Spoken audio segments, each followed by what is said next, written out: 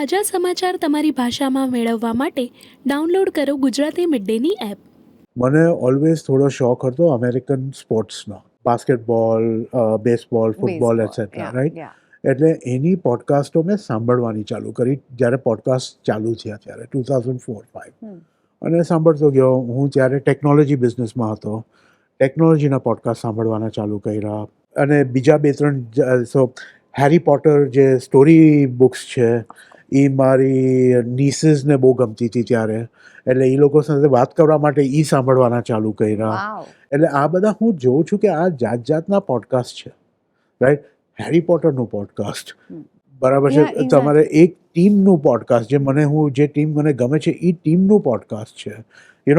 ટેકનોલોજીમાં જાત જાતના પોડકાસ્ટ અગેન, રાઈટ? ત્યારે અગેન આ 15-1 વર્ષ પહેલાંની વાત છે, પણ ત્યારે તમે જો તો વિન્ડોઝનો પોડકાસ્ટ છે. સોશિયલ મીડિયા ત્યારે ચાલુ થતું હતું, રાઈટ?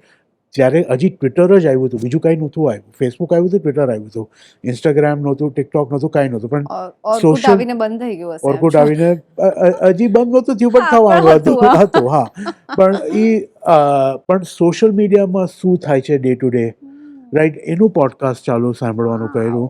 એટલે હું બધું સાંભળું છું અને મને લાગે છે કે યાર આપણે ઇન્ડિયામાં કેમ કંઈ નથી. આપણે ઇન્ડિયામાં જે વસ્તુઓ થાય છે, ઇન્ડિયામાં જે ઇવેન્ટ્સ છે, ઇન્ડિયામાં જે કારણ કે અને આપણે જે ડિબેટ શોઝ છે ટેલિવિઝનના, they are good for what they are, બરાબર છે. પણ એ જે છે એમાં તમને ડેપ્થ ન મળે, એમાં તમને પોઈન્ટ ઓફ વ્યૂ મળે, રાઈટ? એટલે કારણ કે એ લોકો શું કરે છે કે 1 કલાકના શોમાં 5, 6, 7, 8 જણ હોય, બરાબર છે. એટલે તમને ઈચ માણસનું 2-3-4 મિનિટ મળે. એ 2-3-4 મિનિટમાં તમને એનો પોઈન્ટ ઓફ વ્યૂ ખબર પડી જાય કે એ શું કહેવા માગે છે.